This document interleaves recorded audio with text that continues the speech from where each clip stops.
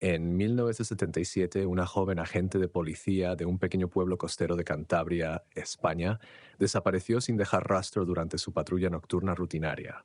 Todo el mundo supuso que había abandonado sus obligaciones y huido hasta que, 13 años después, un pescador descubrió algo espeluznante en la base de un remoto acantilado. Su oxidado coche patrulla emergiendo de las olas, con pruebas en su interior que revelaban una verdad espeluznante sobre aquella noche. La niebla matinal se cernía espesa sobre Comillas, Cantabria, aquel día de marzo de 1990, aferrándose a los acantilados costeros como un sudario. El sargento Javier Morales acababa de servirse su segunda taza de café con leche en casa cuando la radio se puso en marcha. Unidad 23, aquí central. Tenemos un 1054 en Acantilado del Diablo. Un pescador reporta un posible vehículo policial en la base del acantilado. Solicitamos respuesta inmediata. A Javier se le congeló la mano al coger la tostada. Acantilado del Diablo, el traicionero tramo de la N634, donde el mar Cantábrico se encuentra con escarpadas paredes rocosas. En sus 20 años en la Guardia Civil había recorrido esa ruta infinidad de veces, pero algo en aquella llamada le oprimió el pecho. Central, aquí Unidad 23, Morales respondiendo, ETA 10 minutos. Cogió su chaqueta y se dirigió a su coche patrulla con el café olvidado en la encimera. Al salir de la calzada, su radio volvió a cobrar vida. Javier, soy la inspectora Marta Sánchez. Su voz estaba cargada de urgencia. Ya estoy en camino. El helicóptero ha sido enviado. Encuéntrame en el punto de observación norte. Recibido. ¿Qué tenemos? El pescador dice que es definitivamente uno de los nuestros, modelo antiguo, muy dañado. Javier hizo una pausa. Central hizo una verificación preliminar de vehículos policiales desaparecidos en la zona. Solo hay uno sin localizar en los últimos 20 años. Los nudillos de Javier se blanquearon sobre el volante. No necesitaba que ella dijera el nombre. Lucía, su mujer, desaparecida desde hacía 13 años. Su coche patrulla desapareció sin dejar rastro en un turno nocturno rutinario en 1977. El trayecto hasta Acantilado del Diablo duró exactamente 9 minutos y 37 segundos. Javier lo sabía porque contó cada uno de ellos, mientras su mente repasaba a toda velocidad recuerdos que había intentado enterrar. Lucía con su impecable uniforme verde, su placa reluciente al despedirse de él aquella última noche, la sonrisa forzada cuando le había prometido que tendría cuidado, la cama vacía que había esperado su regreso. El punto de observación ya estaba abarrotado de coches patrulla cuando él llegó. Sus luces rojas y azules pintaban la niebla de colores surrealistas. Una cinta amarilla acordonaba el borde del acantilado, desde donde un grupo de agentes observaba la costa rocosa. Javier vio enseguida a Marta, con el pelo oscuro recogido en su característico moño y el escudo de inspectora bien visible en el cinturón. Javier se volvió cuando él se acercó con sus ojos marrones llenos de simpatía. «Deberías prepararte. El forense ha sido llamado». Asintió secamente y se abrió paso hasta el borde del acantilado. Abajo, apenas visibles a través de la bruma matinal, yacían los restos retorcidos de un coche patrulla. Incluso desde esta altura podía ver el óxido que había carcomido el metal como un cáncer, la forma en que el techo se había hundido por los años de presión y las olas. El característico whoop whoop de los rotores de un helicóptero anunció la llegada del equipo de rescate. Javier vio descender el helicóptero de salvamento marítimo, cuya tripulación preparaba los pesados cables que levantarían el pecio. El pescador que había hecho el descubrimiento estaba cerca, un hombre curtido de unos 60 años con un mono desteñido y botas de goma. ¿Lo encontraste tú?, preguntó Javier. El hombre asintió, claramente conmocionado. Llevo 30 años pescando estas aguas. Ese coche no estaba ahí la semana pasada, se lo aseguro. La tormenta de hace 2 días debió de desenterrarlo de donde estuviera escondido, cuando el sol dio en el parachoques cromado esta mañana. Sacudió la cabeza. Supe de inmediato que algo no estaba bien. «Hiciste bien en avisar», dijo Marta, uniéndose a ellos. «¿Puedes decirnos exactamente qué viste?» Mientras el pescador relataba su descubrimiento, Javier observaba el trabajo de la tripulación del helicóptero. Descendían por la pared del acantilado con eficacia y práctica, sujetando los pesados cables al armazón del vehículo. El proceso era minucioso, un movimiento en falso podía hacer que las pruebas cayeran al mar Cantábrico. «Levantando ahora», anunció la radio. Los agentes reunidos guardaron silencio mientras los cables se tensaban. Lenta, imposiblemente, el oxidado armatoste comenzó a elevarse. El agua salía como lágrimas por las ventanas rotas y los trozos de óxido y escombros llovían sobre las rocas. Javier se encontró conteniendo la respiración cuando el coche superó el borde del acantilado y fue guiado hasta una zona llana que habían despejado. De cerca, la devastación era aún peor. El coche patrulla, un Seat 131 de 1975, el mismo modelo que había conducido Lucía, apenas era reconocible. El mar no había sido benévolo. El óxido se había comido secciones enteras de la carrocería y los percebes incrustaban los bajos como si fueran una armadura. El equipo de forenses acudió inmediatamente, fotografiando todos los ángulos antes de empezar a examinar el coche. Javier se obligó a apartarse, a dejarles trabajar, aunque todos sus instintos le gritaban que abriera las puertas de par en par y buscara respuestas. Matrícula aún parcialmente legible, dijo uno de los técnicos. La estamos verificando ahora. La mano de Marta encontró el hombro de Javier. No tienes que estar aquí para esto. Sí, tengo que estarlo. El técnico del portátil levantó la vista con rostro grave. El BIN coincide. Este es el vehículo de la oficial Lucía Morales. Las palabras golpearon a Javier como un puñetazo físico. Aunque lo había sabido, lo había sentido en sus huesos desde el momento en que oyó la llamada. 13 años sin saber, preguntándose si simplemente le había dejado, si había dejado el trabajo, si lo había dejado todo. Ahora tenía la prueba de que algo terrible había ocurrido aquella noche. Abriendo la puerta del conductor, anunció el técnico forense jefe. Tiró y la puerta se abrió del todo, con las bisagras oxidadas. El interior era una cueva de sombras y podredumbre. Los asientos estaban podridos hasta los muelles y el salpicadero era un amasijo de corrosión. No hay restos visibles, informó el técnico, y Javier soltó un suspiro que no sabía que había estado conteniendo. No sabía si era alivio o decepción. La búsqueda continuó metódicamente. Los efectos personales aparecieron como artefactos de una tumba. Una linterna con las pilas gastadas y corroídas desde hacía tiempo, un libro de citaciones con las páginas fundidas en una masa sólida y luego de debajo del asiento del conductor un casquillo de latón. Calibre 9 milímetros, dijo el técnico, mostrándolo. Igual que el estándar de la Guardia Civil. Sangre, dijo otro técnico desde la parte trasera del vehículo. Degradada, pero definitivamente sangre bajo el asiento trasero. Abrió el maletero y pasó la linterna por el interior oxidado. Manchas significativas en el maletero. Una nueva voz cortó la escena. ¿Qué demonios está pasando aquí? Ricardo Herrera, el comisario, atravesó la cinta de la escena del crimen como si fuera su dueño, lo cual, reflexionó Javier, en esencia era así. Herrera había sido el supervisor de Lucía en 1977. A sus 50 y tantos años, había engrosado la cintura, pero seguía comportándose con la autoridad de un hombre acostumbrado a ser obedecido. Ricardo, dijo Marta, hemos confirmado que es el vehículo de Lucía Morales. La cara de Herrera pasó por varias expresiones antes de asentarse en la preocupación oficial. Dios mío, después de todo este tiempo. Miró a Javier. No deberías estar aquí. Estoy bien. Sangre y casquillo, resumió el jefe forense. No se recuperó ninguna cámara de salpicadero, probablemente destruida por el agua salada, pero esto es definitivamente una escena del crimen. Herrera se frotó la mandíbula. No saquemos conclusiones precipitadas. Esa sangre podría ser de cualquiera. Por lo que sabemos, Lucía podría haber... Hizo una pausa, eligiendo cuidadosamente sus palabras. Podría haberse metido en algo que salió mal. Disparó a alguien, entró en pánico, tiró el coche. Eso no es Lucía, dijo Javier rotundamente. No lo haría. 13 años es mucho tiempo, Javier. Las personas no siempre son quienes creemos que son. El tono de Herrera era comprensivo, pero firme. Investigamos esto correctamente, sin suposiciones. Marta intervino antes de que Javier pudiera responder. Necesitaremos pruebas de ADN en las muestras de sangre. Es una tecnología nueva, cara, pero hay que hacerlo. Hazlo, dijo Herrera. Esto es un posible homicidio. No escatimamos en gastos. Miró a su alrededor. Los medios estarán encima de esto. Necesitamos una declaración. Como convocado por sus palabras, la primera furgoneta de noticias apareció en el horizonte, seguida rápidamente por dos más. Al cabo de unos minutos, los reporteros se habían instalado más allá de la cinta poli. Sus cámaras enfocaban el oxidado coche patrulla. Javier se encontró delante de las cámaras antes de darse cuenta de lo que estaba ocurriendo. Los periodistas le empujaron los micrófonos como si fueran armas.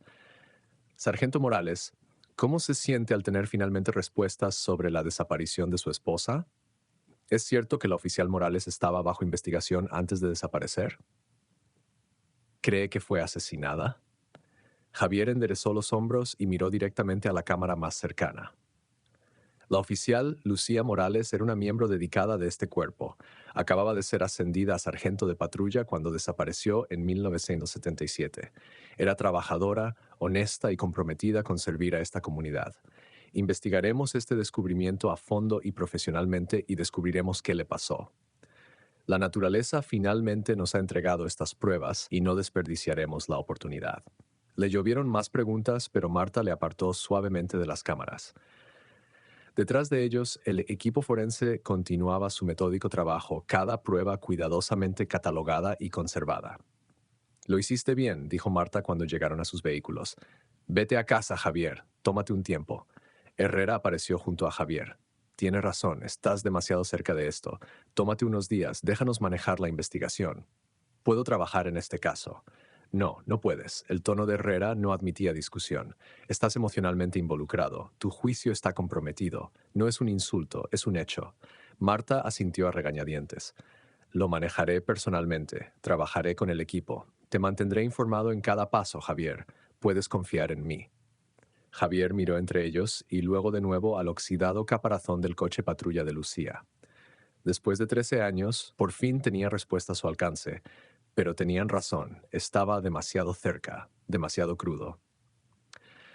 «Tengo copia de los archivos del caso original en casa», dijo finalmente. «Los revisaré, veré si hay algo que pasamos por alto». «Está bien», dijo Herrera, visiblemente aliviado. «Solo no vayas a jugar al detective por tu cuenta». Marta acompañó a Javier hasta su coche patrulla. «Voy a volver a la comisaría, sacaré todos los registros, los libros de guardia de 77, los turnos, todo, lo resolveremos». «Alguien la mató», Martas palabras salieron ásperas. Todos estos años, la gente diciendo que huyó, que abandonó su deber, pero alguien la mató. No lo sabemos aún.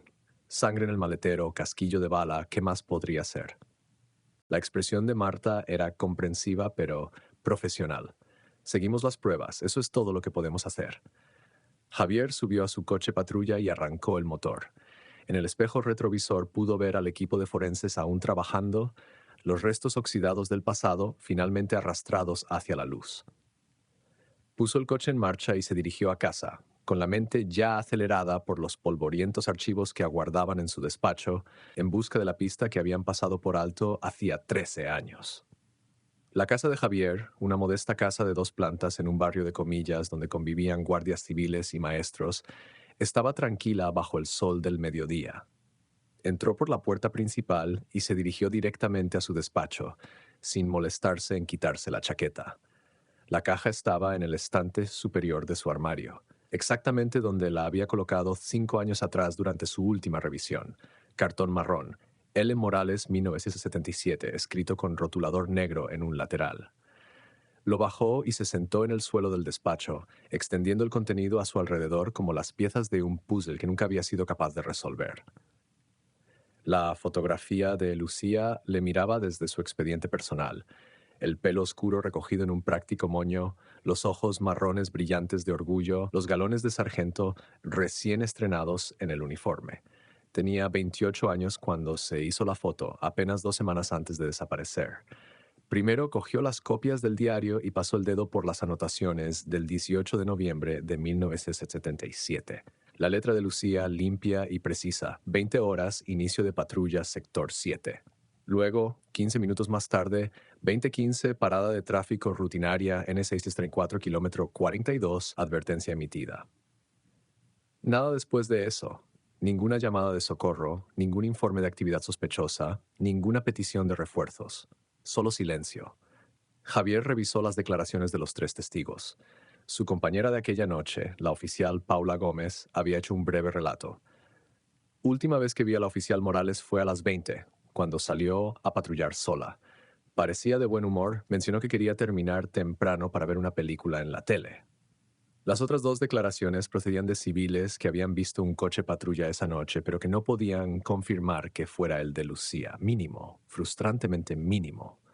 Se recostó contra la pared, mirando los papeles esparcidos por su alfombra. Lucía no habría conducido su coche patrulla por el acantilado del diablo. Solo la logística lo hacía imposible. ¿Cómo se habría escapado? Tenía que haber alguien más implicado. Sus ojos se posaron en la lista de turnos. Paula Gómez había sido la compañera de Lucía, pero allí, en la página del cuaderno de bitácora, había otro nombre: Capitán Carlos Vega, supervisor de turno nocturno. Había firmado el cuaderno de bitácora, confirmando su exactitud. Javier cogió el teléfono y llamó al móvil de Marta. Ella contestó al segundo timbrazo. Javier, estoy casi en la comisaría. Ricardo ya está aquí. El resto del turno sigue en la escena. Necesito que investigues sobre Carlos Vega. Firmó el libro de registros la noche que Lucía desapareció. Vega se trasladó a Vizcaya hace unos 10 años. ¿Qué pasa con él? Quiero hablar con él. ¿Puedes conseguir su contacto actual cuando llegues a la comisaría? Javier volvió a guardar los expedientes en su caja y se levantó. La casa estaba demasiado silenciosa, demasiado llena de recuerdos. En lugar de conducir directamente a la comisaría, se encontró girando hacia la N634 en dirección sur, hacia el antiguo sector de patrulla de Lucía.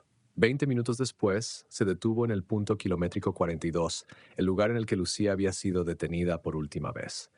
La zona no había cambiado mucho en 13 años. Matorrales y hierbas costeras curvadas por el viento eterno, el mar Cantábrico como una extensión azul grisácea al oeste. Al este podía ver los viejos muelles pesqueros del puerto de Comillas, con sus estructuras de madera desgastadas y manchadas de sal. Habían buscado allí en el 77 sin encontrar nada. ¿Por qué había venido Lucía sola? El procedimiento habitual exigía ir en pareja al anochecer, sobre todo en zonas aisladas. Estaba a punto de volver a su coche cuando oyó el estruendo de otro vehículo patrulla que se acercaba. El coche verde y negro aminoró la marcha y se detuvo. Bajó la ventanilla del conductor y Javier se encontró con un rostro que hacía años que no veía. Javier Morales, ¿eres tú? Carlos Vega había envejecido bien, con el pelo canoso pero el rostro delgado y alerta. Llevaba el uniforme de la Guardia Civil con la confianza de un oficial veterano. Carlos, qué casualidad. Estaba pensando en ti. ¿Sí? Escuché lo de esta mañana. ¿Realmente encontraron el coche de Lucía en el acantilado del Diablo? Sí, estaba revisando su antigua ruta de patrulla. Carlos asintió lentamente. Terrible. Después de todo este tiempo, miró su reloj. Oye, me encantaría ponernos al día, pero llego tarde a mi turno. En realidad, quería preguntarte sobre el libro de registros de esa noche. ¿Lo firmaste? Algo parpadeó en los ojos de Carlos. Eso fue hace 13 años, Javier, pero sí, recuerdo haberlo firmado. Todo estaba en orden, como siempre. Puso el coche en marcha.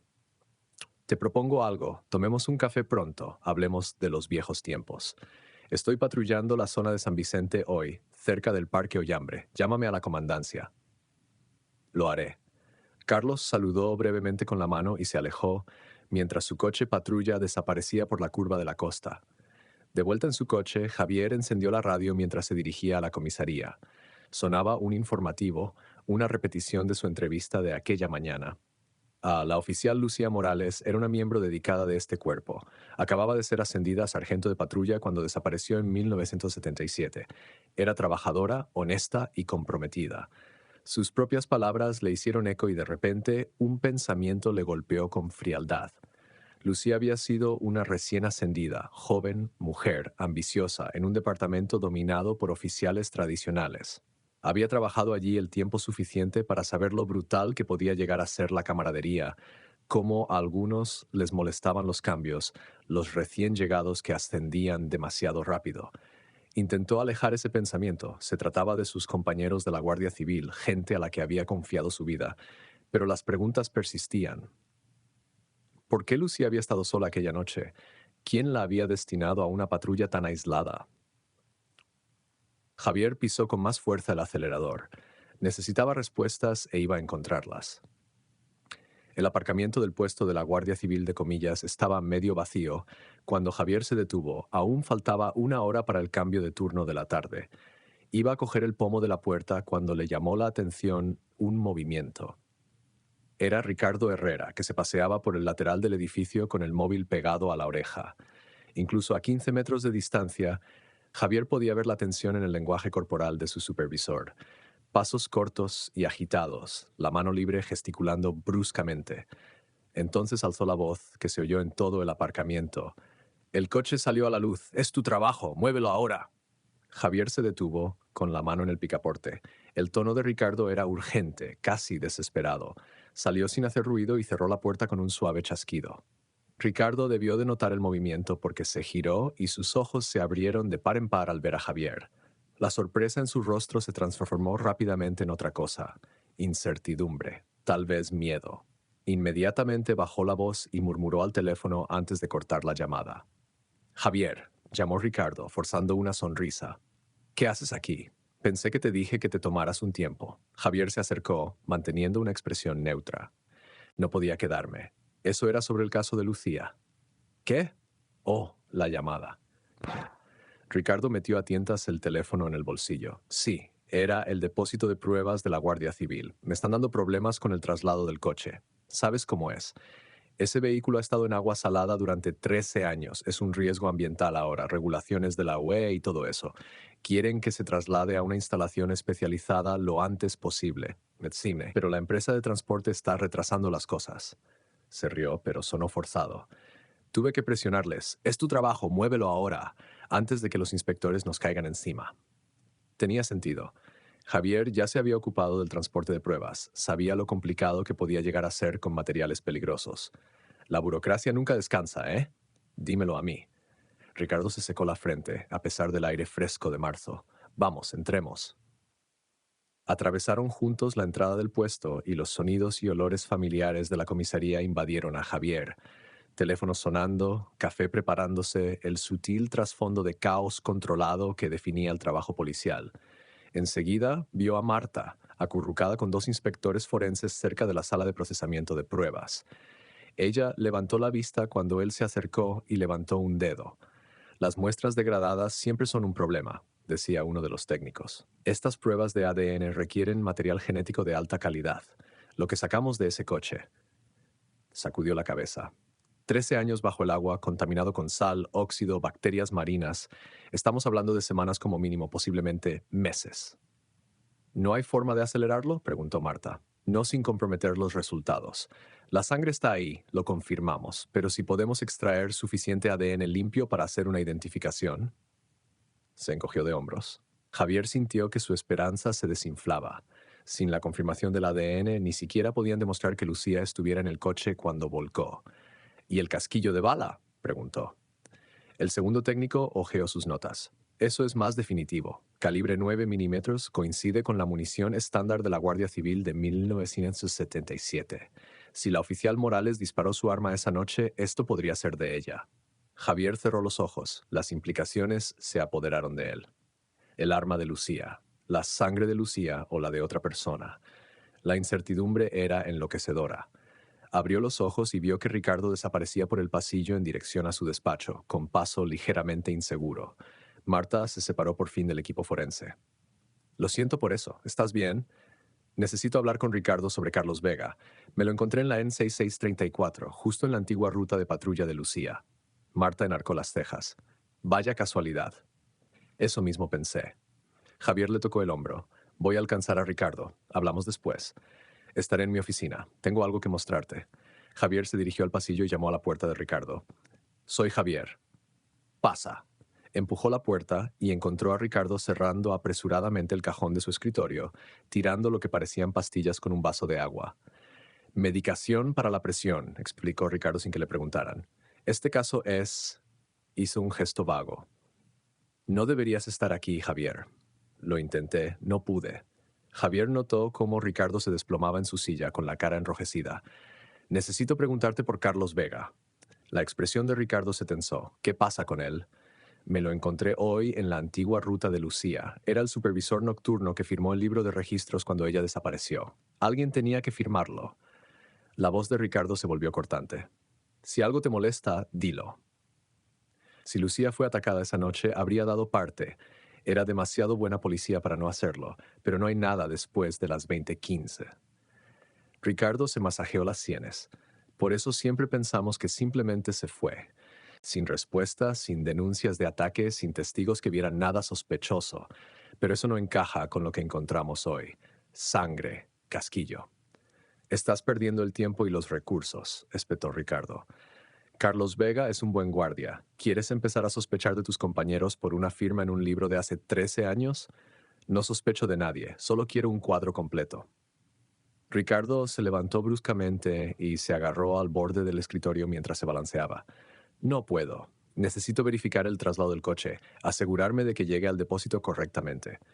Se dirigió hacia la puerta, pero tropezó ligeramente. Javier le cogió del brazo, alarmado por lo húmeda que Ricardo sentía la piel a través de la camisa. Jesús, Ricardo, ¿seguro que estás bien? Estoy bien, se apartó Ricardo, intentando reír. Es solo esta maldita dieta que mi mujer me tiene. Azúcar baja y estrés no combinan. Se enderezó la corbata con manos temblorosas. Necesitamos pistas sólidas, Javier, no teorías salvajes sobre compañeros oficiales. Javier le vio marcharse, notando cómo Ricardo se olvidaba de cerrar la puerta de su despacho y casi chocaba con la entrada de cristal de los toriles. Sin duda algo iba mal, pero antes de que pudiera perseguirlo, Marta apareció junto a su codo. Mi oficina, ahora. Una vez dentro, Marta cerró la puerta y sacó un documento de su escritorio. Estaba revisando los archivos, mirando otros casos en los que Lucía trabajó en el 77. Encontré esto, mal archivado. Encontré esto, mal archivado. Javier cogió el papel, la declaración de un testigo, pero algo no encajaba. Sin firma, sin sello oficial, solo un texto mecanografiado que describía un coche patrulla y una furgoneta blanca en la carretera de Acantilado del Diablo la noche en que Lucía desapareció. ¿Dónde estaba esto? En un archivo de un caso completamente no relacionado, un robo residencial de 3 meses después. Marta sacó el archivo del robo real. Mira, nada que ver con Lucía ni con esa noche. Javier estudió ambos documentos. ¿Por qué esconderlo en lugar de destruirlo? Marta bajó la voz. Tal vez alguien quería un seguro, una historia de respaldo por si la necesitaba, o tal vez olvidaron que lo habían guardado. De cualquier manera, alguien en este puesto sabía más de lo que dijo. Javier miró el nombre en la declaración de la testigo. Beatriz Carrizo. Espero que ya tengas el archivo oficial. Lo tengo. Marta sacó otra carpeta. Aquí está la segunda declaración de Beatriz Carrizo, firmada, sellada, oficial. Javier la leyó rápidamente. En esta versión, Beatriz afirmaba que no había visto nada raro aquella noche. El mismo testigo, 2 historias completamente diferentes. Tiene una dirección y un número de teléfono listados. Javier consultó su reloj. Sigue siendo local, en el barrio de la Marina. Marta cogió su chaqueta. Voy contigo. Algo me dice que la señora Carrizo tiene algo que explicar. Se dirigieron a la puerta con la mente de Javier a 1000 por hora. Nuevas pruebas, documentos ocultos, declaraciones contradictorias. Después de 13 años, el muro de silencio cuidadosamente construido en torno a la desaparición de Lucía empezaba por fin a resquebrajarse. El Seat León sin matrícula de Marta olía a café y a viejos expedientes cuando salieron del aparcamiento de la comisaría. Javier sostuvo la declaración de la testigo y marcó el número de Beatriz Carrizo. «Vamos, contesta», murmuró, escuchando el interminable timbre. Al cuarto intento, cerró el teléfono. Línea muerta, desconectada o no contesta. La dirección está a solo 5 minutos, dijo Marta, girando por la calle Mayor. La Marina era un barrio tranquilo, de clase trabajadora, con hileras ordenadas de pequeños apartamentos y barcos de pesca en el puerto cercano. Los edificios envejecían a medida que avanzaban, con fachadas desgastadas por la sal y ropa tendida en los balcones. Marta aminoró la marcha al acercarse a la calle Carrizo y comprobó los números de las casas. 243, 245. Allí, espera. Pisó el freno suavemente. El sedán de Ricardo Vargas estaba aparcado delante de un edificio de apartamentos amarillo descolorido, con la pintura desconchada y un patio cubierto de maleza. El propio Ricardo estaba en la entrada frente a una mujer de unos 40 años. Su lenguaje corporal era defensivo, los brazos cruzados sobre el pecho.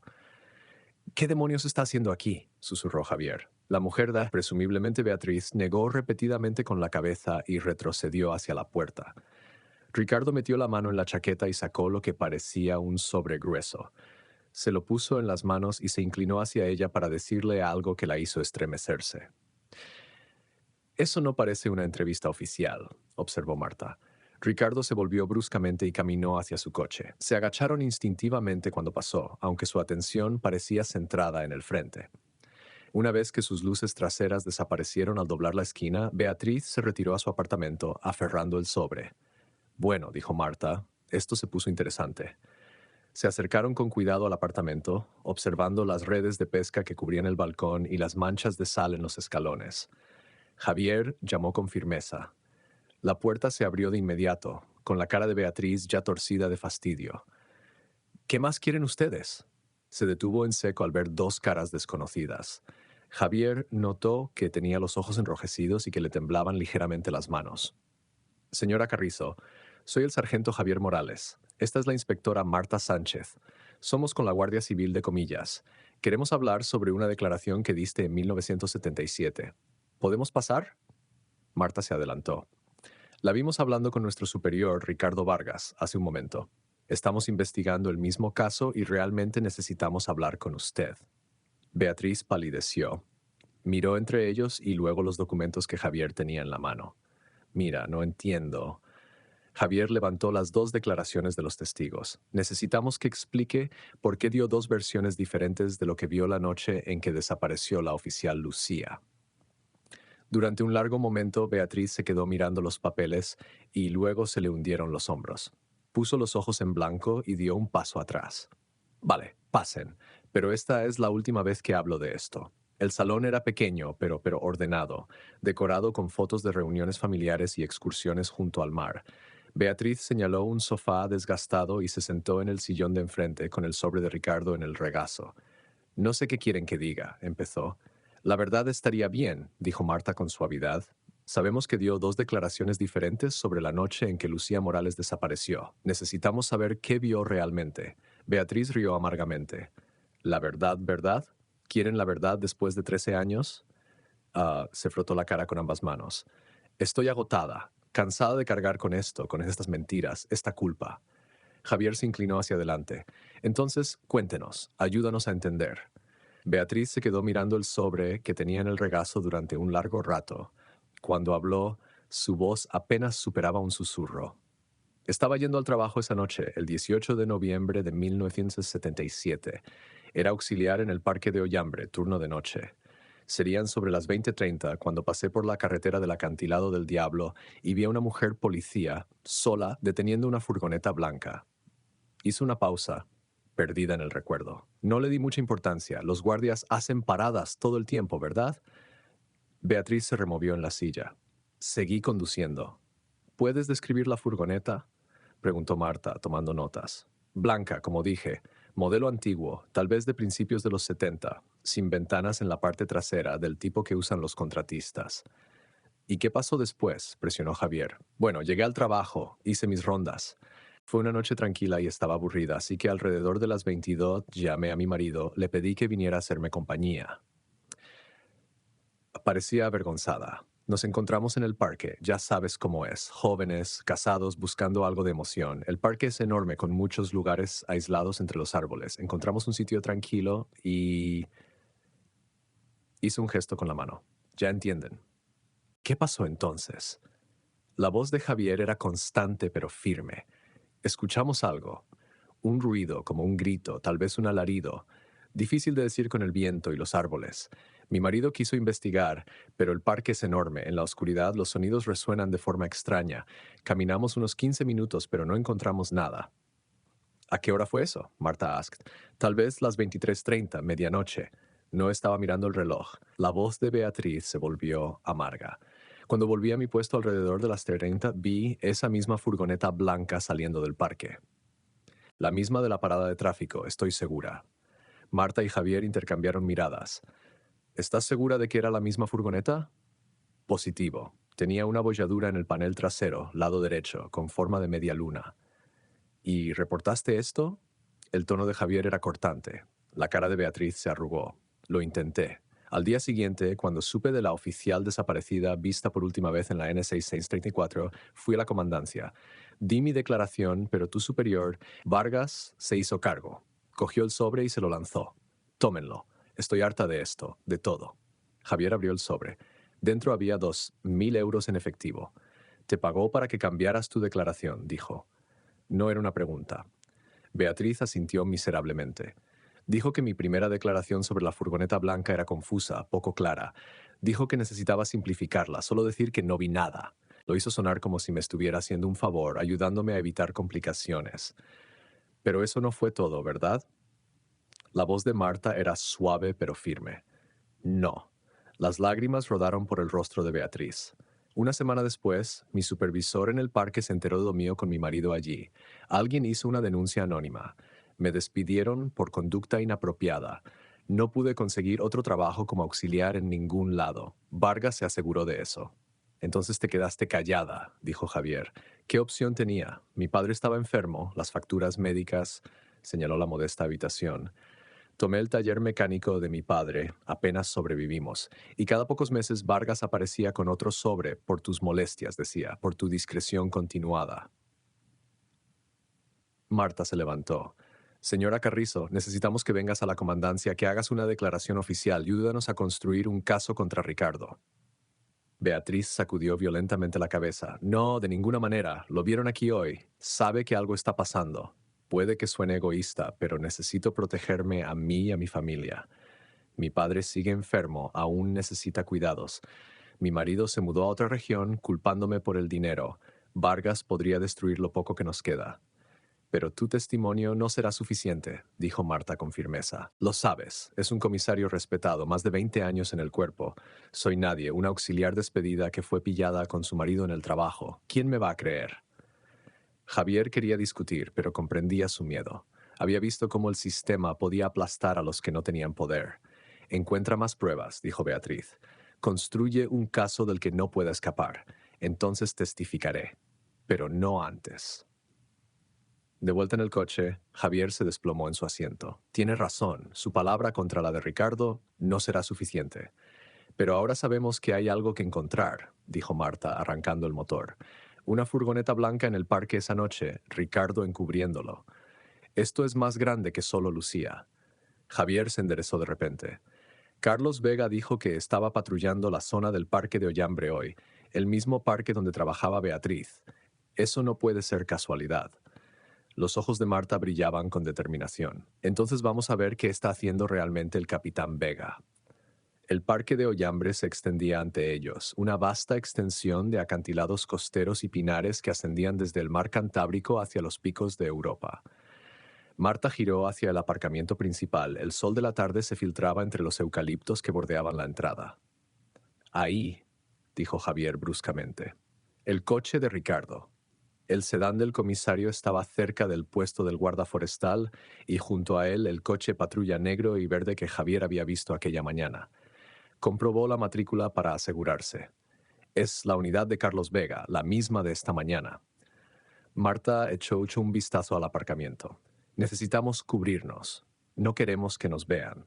Colocó el Seat León entre una furgoneta y una camioneta, parcialmente oculto por las ramas que sobresalían. Desde allí tenían una vista despejada de ambos vehículos, pero permanecían ocultos.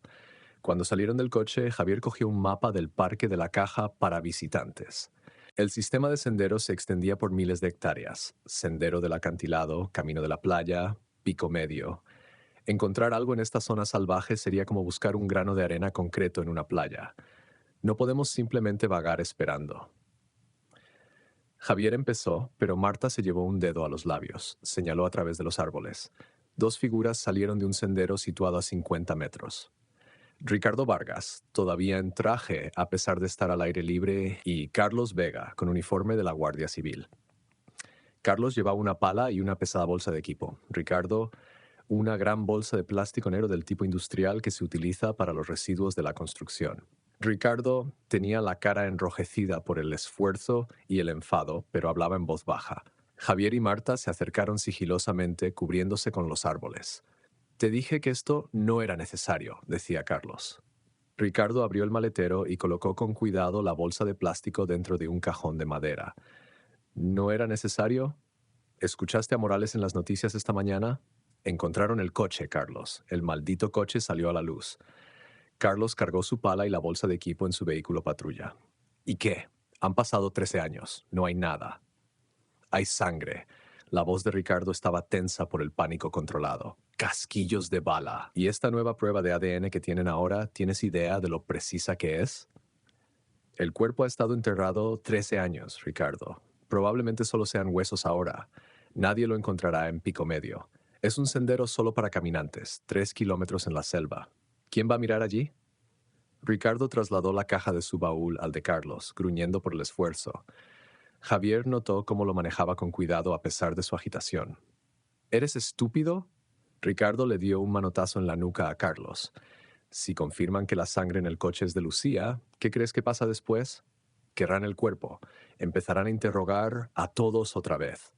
Esa mujer Carrizo, los auxiliares del parque a los que hemos estado pagando para que se callen. Si uno de ellos habla, estamos acabados. Carlos se frotó la cabeza frunciendo el ceño. Vale, pero ¿dónde se supone que lo lleve? No puedo andar con restos humanos en mi maletero. En algún lugar seguro donde ni yo sepa, dijo Ricardo. Así, si las cosas se complican, puedo pasar un polígrafo. Carlos pensó un momento. ¿Qué tal el lugar cerca de esa gente? Ya sabes, nuestros socios de negocios. Si alguien se acerca, la sospecha cae sobre ellos, no sobre nosotros. Por primera vez, Ricardo casi sonrió. Por fin estás pensando. Solo hazlo, Carlos, y asegúrate de que nadie te vea. Cerraron los maleteros de golpe. Ricardo subió a su berlina mientras Carlos se acomodaba en su coche patrulla. Javier y Marta se internaron entre los árboles mientras ambos vehículos arrancaban. El coche de Ricardo giró a la izquierda en la salida del parque en dirección a la ciudad. El coche patrulla de Carlos giró a la derecha en dirección norte por la ruta costera. Marta se puso al volante antes de que Javier cerrara del todo la puerta. Esperó a que Carlos le llevara 30 segundos de ventaja antes de arrancar. Gracias a Dios que no tuvimos que caminar por Pico Medio, murmuró Marta, sin perder de vista el coche patrulla de Carlos y manteniendo la distancia. 3 kilómetros en terreno salvaje habríamos estado buscando horas. Eso tiene que ser Lucía en esa bolsa, dijo Javier, con la voz cargada de emoción. 13 años, ella sola ahí arriba. No lo sabemos con certeza, advirtió Marta, aunque su tono sugería que ella también lo creía. Pero sea lo que sea en esa caja, Ricardo y Carlos están desesperados por esconderlo. Siguieron a Carlos hacia el norte por la N6634, pasado Acantilado del Diablo, donde todo había empezado hacía apenas unas horas. Javier observaba el coche patrulla con la mente acelerada. Esa gente, había dicho Carlos, socios de negocios. ¿Qué clase de negocios tenía un guardia corrupto con socios a los que valía la pena proteger? En el cruce con la N621, la predicción de Ricardo resultó acertada. Su turismo giró hacia el interior, en dirección a Comillas. Carlos continuó hacia el norte. Realmente va a hacerlo, dijo Marta. Mover un cuerpo a plena luz del día en un vehículo de la Guardia Civil. Han estado saliéndose con la suya durante 13 años, replicó Javier. Este es un pueblo tranquilo. ¿Por qué pensarían que hoy sería diferente? Tras 30 minutos de seguir al coche patrulla de Carlos hacia el norte por la costa, Marta observó: estamos entrando en el territorio de Torrelavega. Javier se inclinó hacia adelante, divisando el familiar complejo industrial a lo lejos. Allí, la planta de tratamiento de aguas. Está girando. La planta de tratamiento de aguas de Torrelavega era un extenso complejo de edificios de hormigón y depósitos cilíndricos, rodeado de vallas metálicas y señales de advertencia. El coche patrulla de Carlos no se dirigió a la entrada principal, sino que rodeó un camino de servicio en la parte trasera de las instalaciones. Marta salió de la carretera principal y se refugió detrás de un grupo de almacenes que les permitía ver los movimientos de Carlos a través de la valla. Se está moviendo, dijo Javier. Carlos salió del vehículo y abrió el maletero. Levantó la caja de madera que contenía la bolsa de plástico, cogió la pala y se adentró en la hierba alta. Se movió con decisión, pero sin dejar de mirar por encima del hombro. Vamos, susurró Marta. Mantente agachado. Bajaron del coche y se acercaron a la valla, cubriéndose con la maquinaria industrial y los arbustos crecidos. Carlos no se había adentrado mucho en la vegetación, a unos 30 metros de su vehículo. Pudieron verle claramente mientras empezaba a cavar, la pala mordiendo la tierra con trozos rítmicos. Carlos trabajaba eficientemente, años de trabajo físico evidentes en sus movimientos. En 10 minutos había excavado un agujero de 1 metro de profundidad y 1,5 metros de largo. A Javier se le revolvió el estómago cuando Carlos abrió el cajón e introdujo la bolsa de plástico negra en el agujero. El contenido se derramó. Restos humanos, aunque degradados por años de enterramiento. Huesos, jirones de tela y lo que podría haber sido pelo cayeron sobre la tumba fresca. Entonces Carlos hizo algo que hizo hervir la sangre de Javier. Metió la mano en el agujero, sacó un hueso pequeño, quizá un dedo, y se lo metió en el bolsillo. Un trofeo. Carlos empezó a rellenar el agujero, apisonando la tierra con sus botas. En pocos minutos dispersó la tierra sobrante y cubrió el lugar con hierba y escombros. Para un observador casual, la tierra parecía intacta. Se retiraron al coche mientras Carlos cargaba el equipo en el maletero. Javier cogió la radio, pero Marta le agarró la mano. «Espera», le dijo.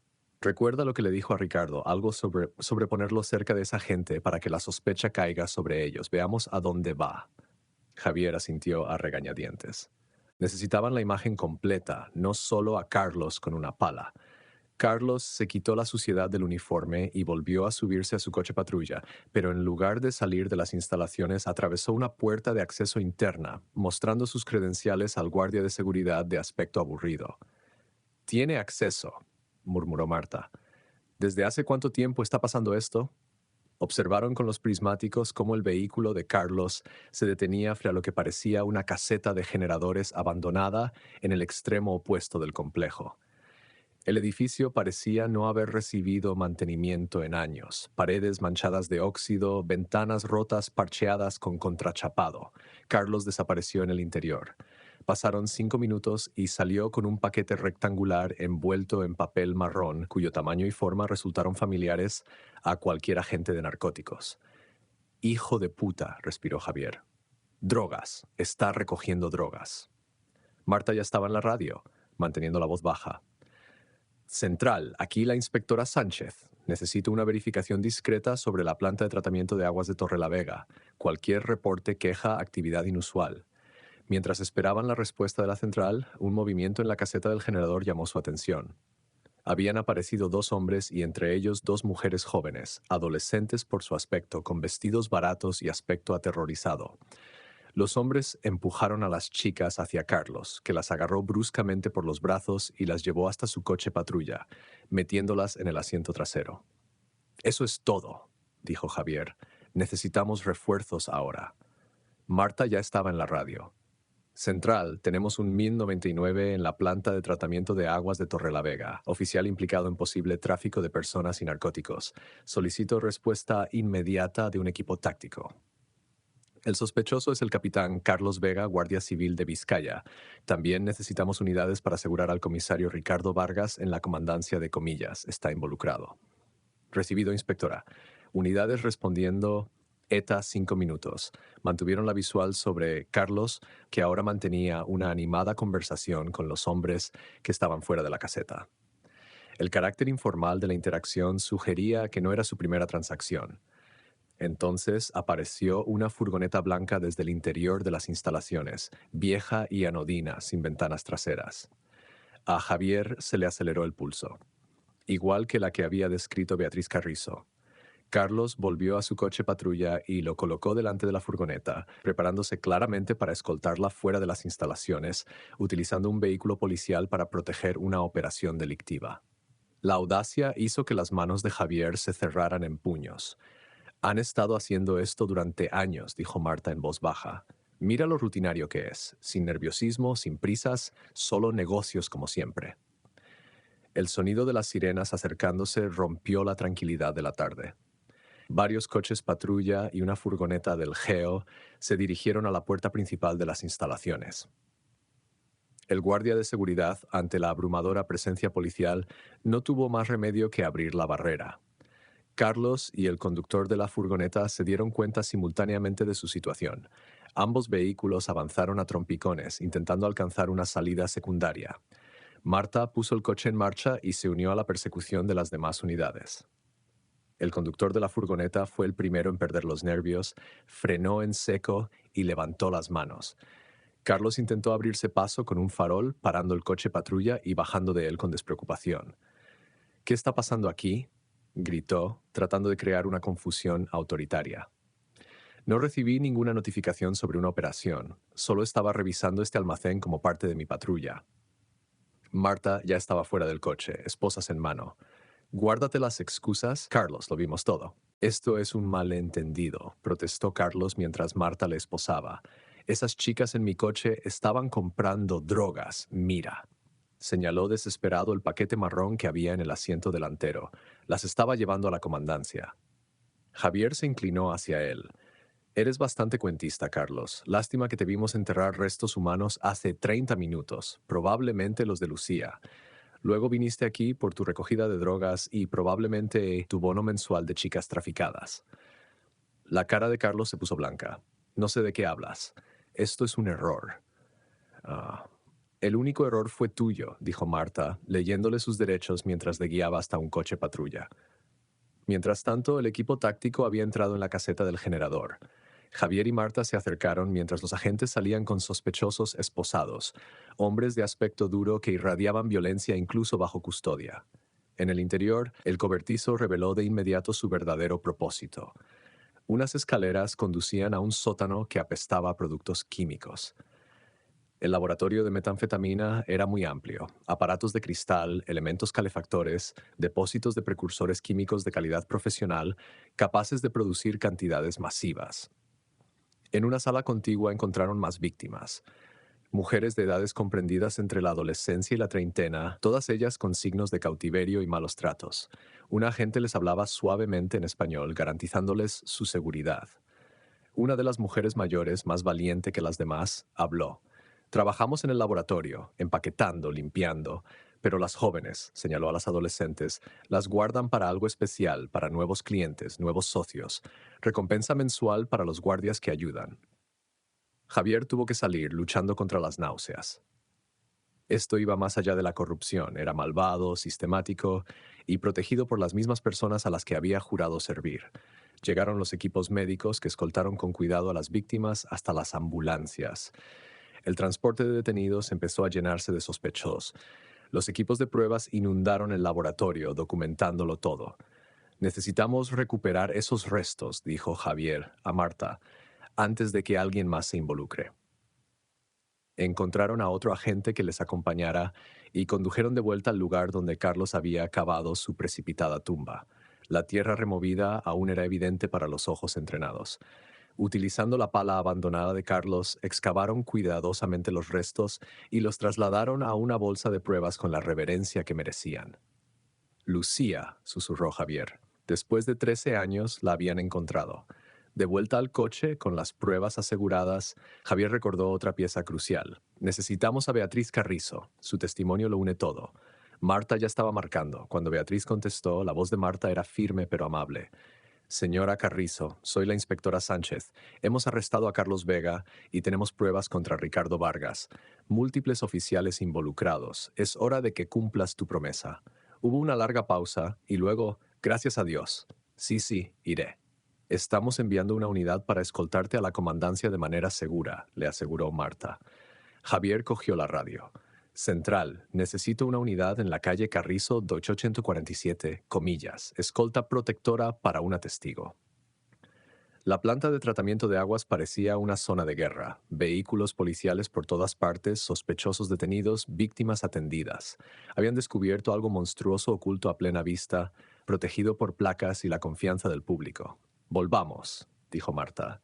Es hora de tener una conversación real con Ricardo Vargas. El puesto de la Guardia Civil de Comillas se había transformado en un caos controlado. Los sospechosos de la planta de tratamiento de agua pasaban por el registro con las muñecas esposadas y el rostro sombrío. Los agentes se movían con eficacia práctica, procesando pruebas, archivando informes, coordinándose con múltiples organismos. Aún no se habían dado cuenta de la magnitud de lo que habían descubierto. Javier y Marta presentaron sus pruebas al secretario de la propiedad. La bolsa de restos, la pala de Carlos, fotografías de ambas escenas. Cada objeto fue registrado meticulosamente, preservando la cadena de custodia. Sala de interrogatorios 2, les dijo un agente uniformado. Vargas ya está ahí. El comandante quiere que ambos estén en esto. A través del espejo unidireccional, Ricardo Vargas parecía más pequeño de lo que Javier le había visto nunca. El comisario, seguro de sí mismo, había desaparecido y había sido sustituido por un hombre sudoroso y esposado cuyos ojos recorrían nerviosos la habitación. Marta tomó la iniciativa, acomodándose en la silla frente a Ricardo, mientras Javier se sentaba tranquilamente a su lado, estudiando al hombre en quien había confiado durante 2 décadas. «Esta entrevista está siendo grabada», empezó Marta, activando la cinta. Presentes, inspectora Marta Sánchez, sargento Javier Morales y comisario Ricardo Vargas. Señor Vargas, se le han leído sus derechos. Esto es un error, dijo Ricardo, pero su voz carecía de convicción. Lo que vimos, interrumpió Marta con calma, fue a usted entregando un soborno a Beatriz Carrizo esta tarde. Lo vimos a usted y a Carlos Vega moviendo restos humanos desde el parque de Ollambre. Seguimos a Carlos hasta un laboratorio de metanfetaminas donde recogió drogas y mujeres traficadas. La señora Carrizo ha dado una declaración completa sobre cómo le pagó para que cambiara su testimonio hace 13 años. La cara de Ricardo pasó por varios tonos de palidez. Nos siguieron desde el parque hasta la planta de tratamiento, confirmó Javier. Lo vimos todo, Ricardo. El silencio se prolongó entre ellos. Ricardo respiraba entrecortadamente y el sudor oscurecía su camisa. «¿Qué pasó en 1977?» preguntó Javier en voz baja. «¿Qué le pasó a mi esposa?» Ricardo se quedó mirando la mesa durante un largo rato. Cuando por fin levantó la vista, algo se había roto en sus ojos. «Está bien», dijo. «Ya lo saben todo. Estoy cansado de esto. 13 años mirando por encima del hombro, esperando este día». Respiró entrecortadamente. «Mi mejor opción ahora es un acuerdo. Así que aquí va. Todo». Marta se inclinó hacia adelante con el bolígrafo sobre el bloc de notas. Lucía detuvo una furgoneta esa noche, 18 de noviembre de 1977. Parada de tráfico rutinaria cerca de los muelles pesqueros de Puerto de Comillas, justo fuera del pueblo. No lo sabía, pero esa furgoneta llevaba un cargamento de metanfetaminas desde la planta de tratamiento hasta los muelles para su distribución. Las manos de Javier se apretaron bajo la mesa, pero permaneció en silencio. El conductor entró en pánico. Un traficante de bajo nivel, probablemente colocado con su propio producto, le disparó a través de la ventanilla del copiloto, la alcanzó en el hombro, la hizo girar. Estaba herida, sangrando, pero no muerta. «¿Y te llamaron?», dijo Marta. No era una pregunta. Ricardo asintió miserablemente. «Yo era su hombre dentro. Llevaba 2 años ya. Pagaban bien y me decía a mí mismo que solo miraba hacia otro lado, que no estaba realmente involucrado. Pero cuando llamaron esa noche...» Se frotó la cara. «Envié a Carlos. Le dije que lo manejara antes de que el refuerzo pudiera responder a su última posición». «Carlos la mató», dijo Javier con voz áspera. «No». Ricardo le miró a los ojos. «Fui yo. Carlos quería llamar a una ambulancia e intentar salvarla, pero ella había visto la furgoneta, al conductor. Podía identificarlos, testificar. Así que yo...» Se le quebró la voz. «Terminé lo que el traficante empezó. Usé su propia arma. Por eso el casquillo coincidía con la munición del cuerpo». La sala de interrogatorios quedó en silencio, salvo por el zumbido del equipo de grabación. «Destruimos su radio y la cámara del salpicadero», continuó Ricardo. Cada palabra parecía envejecerle. «Enterramos su cuerpo en el parque de Ollambre, sendero Pico Medio a 3 kilómetros donde nadie va. Los del cartel llevaron su coche patrulla al acantilado del Diablo, lo empujaron al mar. La tormenta de esa semana ayudó a ocultarlo». «¿La sangre en el maletero?», preguntó Marta. «De moverla. La envolvimos en plástico, pero se encogió de hombros con impotencia». Javier encontró la voz. «Todos estos años, los pagos mensuales no eran solo dinero». «No», admitió Ricardo. «Drogas para algunos de los que consumían, chicas para entretenimiento. La operación creció con los años, más guardias se involucraron». «Nombres», exigió Marta. Ricardo rió amargamente. «¿Quieres nombres? Esta comandancia se quedaría sin fe y sin personal si te diera todos». A medida que se sucedían los nombres, Javier se sentía mal. La corrupción era más profunda de lo que había imaginado. No era de extrañar que la desaparición de Lucía nunca se hubiera resuelto. La mitad del puesto lo había encubierto activamente. «Necesito aire», dijo Javier bruscamente poniéndose en pie. Marta lo miró con preocupación, pero asintió. «Tómate tu tiempo. No hemos terminado aquí». Javier tropezó en el pasillo, con las piernas inestables. El peso de 13 años de mentiras, de dormir junto a una almohada vacía, sin saber si Lucía le había abandonado o había muerto, se desplomó de golpe. «Javier». Levantó la vista y vio a Beatriz Carrizo sentada en un banco cerca de las salas de entrevistas, con las manos cruzadas nerviosamente sobre el regazo. Señora Carrizo, se sentó a su lado. Gracias por venir. Di mi declaración, dijo ella en voz baja. Les conté todo sobre esa noche, las amenazas de Ricardo, los sobornos, todo. Se volvió hacia él con lágrimas en los ojos. Lo siento mucho. No es justo lo que te pasó a Lucía, a nadie. Sé que merezco ser procesada. Tomé su dinero, guardé sus secretos. Javier estudió su rostro curtido, viendo el peso que había cargado. Te intimidaron para que guardaras silencio. Te amenazaron. El fiscal tomará eso en cuenta. Pero yo empezó a protestar. Viniste cuando importó, interrumpió Javier suavemente. Tu testimonio nos ayudó a resolver esto. Eso cuenta para algo. Tal vez inmunidad, tal vez un acuerdo, pero de cualquier manera. La miró a los ojos. Estoy agradecido. Lucía puede descansar por fin porque encontraste tu coraje. Se abrazaron brevemente, dos personas unidas por la tragedia que encontraban un momento de consuelo. Sargento Morales, un técnico forense, apareció en la puerta. ¿Podría venir conmigo? Necesitamos que identifique algo. Javier se excusó y siguió al técnico hasta la sala de pruebas. Había mesas alineadas en las paredes, cubiertas de objetos etiquetados de las redadas del día. El técnico le condujo a una mesa más pequeña donde se habían colocado cuidadosamente los restos. Enviaremos todo para pruebas de ADN al laboratorio estatal, explicó el técnico, poniéndose guantes de látex. Pero encontramos esto con los restos. Levantó una pequeña bolsa de pruebas. Dentro había un colgante con una delicada cadena, deslustrada pero intacta. Javier lo reconoció de inmediato. La cruz de plata que Lucía había llevado todos los días de su matrimonio. Con manos temblorosas, Javier cogió la bolsa. A través del plástico sintió el peso del metal, la forma familiar. Le dio la vuelta y allí estaba, grabada en el reverso con elegante letra: Javier y Lucía, para siempre. Las lágrimas brotaron entonces, 13 años de dolor derramándose en la estéril sala de pruebas. El colgante lo hizo real de un modo que ni siquiera el hallazgo de su cuerpo lo había hecho. Era de Lucía, lo llevaba en la piel, lo apreciaba. No le había abandonado, se la habían robado. El técnico se apartó respetuosamente, dándole espacio para llorar. Al cabo de unos minutos, Javier se secó los ojos y volvió a la mesa de pruebas. Entre los huesos vio que uno estaba etiquetado por separado. Encontramos eso en el bolsillo de Carlos Vega, explicó el técnico. Un hueso de dedo. Lo tomé como una especie de trofeo. Malnacidos, murmuró Javier. Aquellos hombres habían llevado insignias, habían hecho juramentos, habían traicionado todo lo que representaba la Guardia Civil. Tocó suavemente la bolsa que contenía los huesos. Por fin te encontramos, Lucía. Puedes descansar ahora. Sargento, dijo suavemente el técnico, lo que hiciste hoy, salvaste a esas mujeres en la planta. Están en el hospital de Torrelavega ahora, recibiendo tratamiento. Sus vidas también importan. Javier asintió, sacando fuerzas de aquella verdad. Lucía se había ido, pero otros se habían salvado. Confirmó las pruebas de ADN y regresó al pasillo. Marta acababa de salir de la sala de interrogatorios con aspecto agotado pero satisfecha. Nos dio todo, dijo. Nombres, fechas, rutas, contactos. Esto va a destruir la comandancia. Bien, dijo Javier con firmeza. Necesita ser destrozada, reconstruida, limpia. Permanecieron juntos en el pasillo, observando cómo se procesaba a más sospechosos, cómo llegaban los agentes de asuntos internos para iniciar su investigación, cómo avanzaba la maquinaria de la justicia.